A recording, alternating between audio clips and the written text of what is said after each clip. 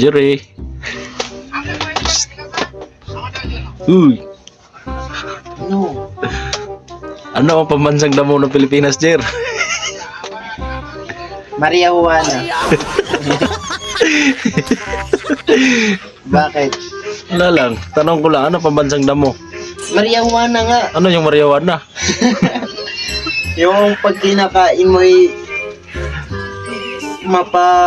mapapapangiti ka. Mapapangiti ka na walang dahilan. Ayun ba pambansang ano? Oo. Pambansang damo ng Pilipinas? Maria Juana. Ano? Bakit? Wala lang. Kasi may nagtanong kasi sa akin ano daw ang pambansang damo ng Pilipinas? Maria Juana. Yun ba ang ano? Oo. Pag ikaw nakakain nun, mapapatawa ka mag-isa. Tapos ano pa yung ano nun? Ha? Ano pang fail mo doon? Fly. Fly ay. Tatakbo ka na walang dahilan. Tatakbo na walang dahilan eh. Ngingisi-ngisi ka pa nun. Tapos ano ang pambansang isda ng Pilipinas? Pambansang isda? Lapu-lapu. Lapu-lapu.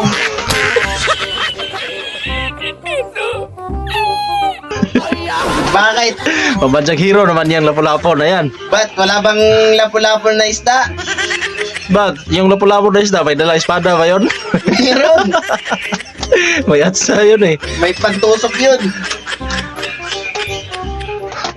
Ano yun, lapu-lapu? Lapu-lapu. Ngayon ko lang yata narinig yan. Kung may pambansang hero tayo na ang pangalan ng lapu-lapu, meron din sa dagat, lapu-lapu din. Eh, Kaya pangbansang ano talaga, pangbansang isda, tuyo. tuyo. Oo.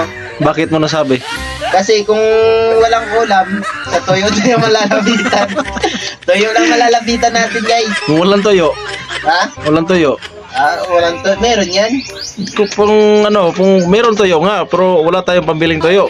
Ano ang malalapitan natin? Na Malalapitan nating ulam. malalapit ang ulam, Hmm. gulay. Puntos ng gulay. Ayan guys, narinig nyo na. Yun ang sagot niya sa ano natin, pambansang damo. Pangbansang damo, Maria Juana. Mariawan na. Ang pambansang isda naman, Lapu-lapu. lapu-lapu. Pambansang ulam. Tuyo. Oh, di ba? Napakatalino ng ano natin. Oh, sige.